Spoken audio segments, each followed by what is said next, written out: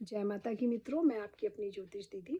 आज मैं आपको राहु और केतु ग्रहों के विषय में बताऊंगी। वैसे तो ये छाया ग्रह कहे जाते हैं और पिछले वीडियो में मैंने केतु के विषय में बताया था। इस वीडियो में मैं आपको राहु के विषय में बताऊंगी। राहु एक छाया ग्रह है और राहु जो है वो राक्षस का सिर वाला हिस्सा है। सिर वाला उसमें जब अमृत चख लिया था राक्षस ने, तो भगवान विष्णु ने मोहिनी अवतार लेके उसका वध किया और सिर का हिस्सा राहु कहलाया और धड़ का हिस्सा जो था वो केतु कहलाया। तो सिर यानी राहु के पास क्या है? सिर में आंखें हैं, उसके पास क्या है? बुद्धि है, विचार है और वो पूर्ण क्या है? चतुराई से भरा हुआ है। तो ये गुण आते हैं राहु के, जो बिल्कुल उसके बेसिक गुण है, बेसिक नेचर है राहु का। स्वार्थ भी, ये भी राहु का गुण है।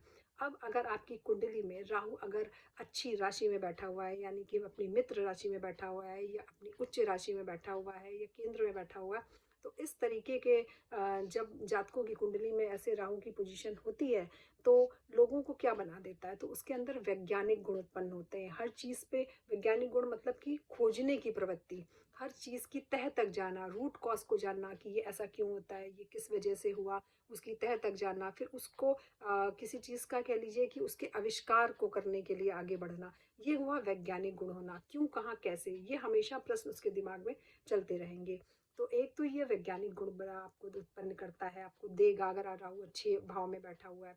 और दूसरा, अगर आपके राहु की पोजीशन अच्छी है और साथ में उस पर दृष्टि भी उसके मित्र राशि की है या मित्र ग्रहों की है, तो ऐसे जातक क्या हो जाते हैं? ऐसे जातक सफल राजनीतिक भी हो सकते हैं, पॉलिटिशियन हो सकते हैं और उनकी कम्युनिकेशन पावर बहुत तगड़ी हो जाएगी, नेटवर्किंग पावर बहुत तगड़ी होगी, लोगों से मिलने का गुण जो आएगा वो बहुत अच्छा आएगा और उनके स्वभाव को, और वो अपना काम बड़ी चतुराई से कहीं से भी निकलवा सकते हैं। अगर कहीं कोई काम नहीं बन रहा होगा तो उनके पास ऐसी कला उत्पन्न हो जाएगी, क्योंकि राहु का नेचर है, वो चतुराई से अपने काम निकलवा लेता है। तो ऐसे लोग राजनीति में बहुत सफल होते हैं, क्योंकि उनको अपनी सोच और बुद्धिमत्ता के जरिए जो है सफलता मिलती चली जाती है। ये हुआ राहु का गुण। अब राहु का दूसरा गुण, ये गुण कह लीजिए कि अवगुण। अवगुण ये आता है कि अगर राहु ग्रहण दोष भी बनाता है, अगर वो चंद्रमा के साथ है, सूर्य के साथ है, तो ग्रहण दोष बना देगा।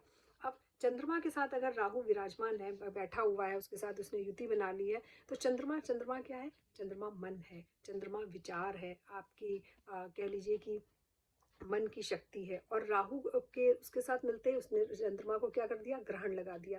तो यानी आपके जो विचार हैं, विचारों को कहीं ना कहीं क्या लगी?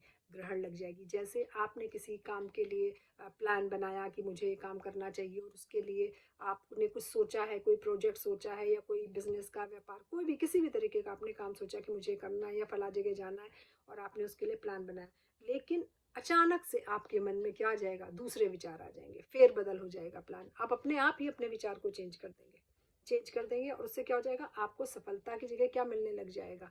असफलता, फेलियर मिलने लग जाएगा। और आपको जब असफलता मिलने लग जाएगी तो फिर आपको फिर डिप्रेशन का सामना करना पड़ता है। तो ये जो गुण आया, ये ग्रहण योग का गुण है। ग्रहण योग की वजह से इन सारी चीज़ों का सामना करना पड़ता है। और बेसिकली ग्रहण योग लगा किसकी वजह से? राहु की वजह से लगा। तो राहु इस तरीके के अवगुण भी उत्पन्न करता है। लेकिन राहु का जो मेन गुण है वो है उसकी जो है बुद्धि। राहु हमेशा खराब नहीं होता। राहु अगर मित्र राशि में है तो आपको बहुत अच्छे फल देगा, अच्छे भाव में होगा, अच्छी दृष्टि में होगा, उच्च का बैठा होगा। तो ये आपको जो है जगह जगह से, आप जहाँ से आपने नहीं भी सोचा होगा वहाँ से भी आपको धन की प्राप्ति, अचानक से प्राप्ति होगी। जो भी जीवन में घटनाएं होंगी वो अचानक होंगी। अचानक आपको धन की प्राप्ति हो जाएगी, अचानक आपको कहीं ये मकान वाहन के संयोग मिल जाए, अचानक कोई पर्सन मिल जाए बिजनेस के लिए जो आपके लिए जो है जैक का काम करेगा। ये सारी चीज़ें जो है राहु की वजह से होता है। जय माता की।